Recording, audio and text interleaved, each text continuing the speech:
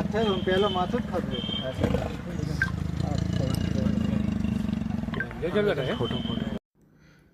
જય હિન્દ દર્શક મિત્રો, હું જમીલ પઠાણ, આપ જોઈ રહ્યા છો તીર સમાચાર. વાત કરીશું વધુ એકવાર છોટાઉદેપુર જિલ્લામાં વન્ય પ્રાણી દીપડો પાંજરે પુરાયો છે તેની. જી હા દર્શક મિત્રો, છોટાઉદેપુર જિલ્લામાં વન્ય પ્રાણી અને એમાં પણ મોટા ભાગે દીપડો દેખા દીધો અથવા દીપડા દ્વારા પાલતુ પશુ અને માનવ ઉપરના હુમલાની ઘટનાઓ હવે જાણે સામાન્ય બની છે. અને તેની પાછળનું કારણ વન્ય પ્રાણી ખોરાક અને પાણીની શોધમાં શિકાર ન મળે ત્યારે તે માનવ વસ્તી તરફ આવે અને પછી જ્યાં અનુકૂળ લાગે ત્યાં તરાપ મારે.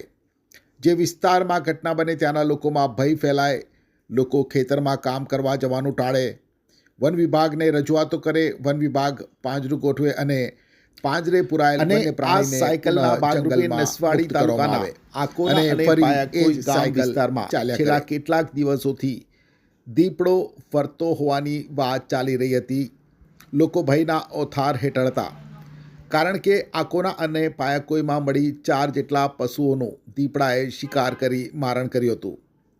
લોકો ઘરની બહાર નીકળતા ડરે, ખેતરે જતા ડરે, બાળકો શાળાએ જતા ડરે.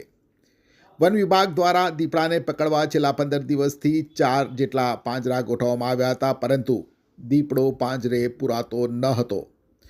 આખરે આજે એક પાંજરામાં દીપડો પુરાતા આકોના અને પાયાકોઈ ગામના લોકો સાથે વન વિભાગે પણ હાશકારો અનુભવ્યો છે. પાંજરે પુરાયેલ વન્ય પ્રાણી અંદાજે 2.5 થી 3 વર્ષની યુવા દીપડી હોવાનું સામે આવ્યું છે.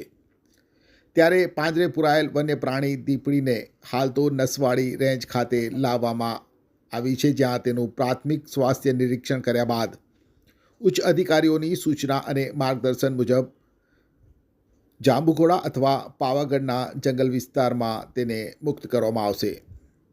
ત્યારે દીપડીને પાંજરે પૂરવામાં સફળતા પ્રાપ્ત કરનાર નસવાડી રેન્જના આરએફઓ આરજે વણકર શું કહી રહ્યા છે, આવો સાંભળીએ.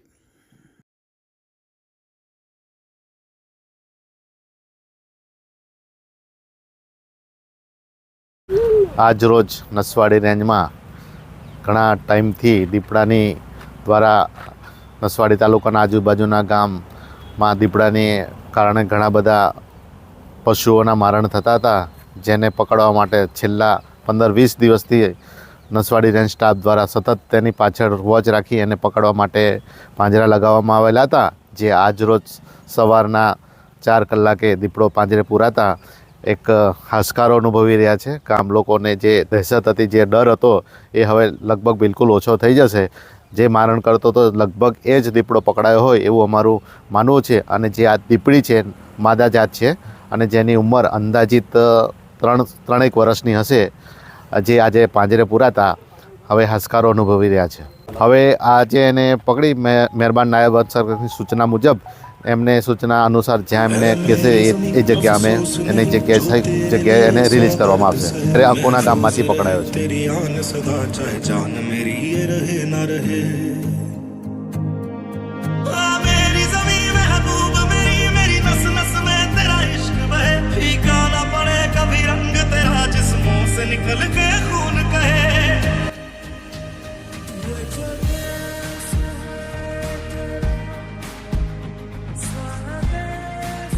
છોટાઉદેપુર સહિત રાજ્ય, દેશ અને દુનિયાના સમાચાર જોવા માટે સબસ્ક્રાઇબ કરો તીર સમાચાર અને બેલ આઇકોન જરૂર દબાવો.